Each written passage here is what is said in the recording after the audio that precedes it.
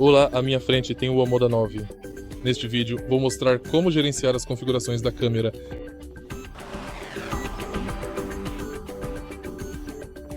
No início, dê uma olhada na tela de exibição. Em seguida, vá para Around, View, Monitor e Configurações. Aqui você pode ativar a animação de inicialização do AVM ativado pelo sinal de seta, AVM ativado pelo ângulo de direção, zoom automático na visualização, assistência automática em faixa estreita, alerta de abertura de porta, exibição de diretrizes,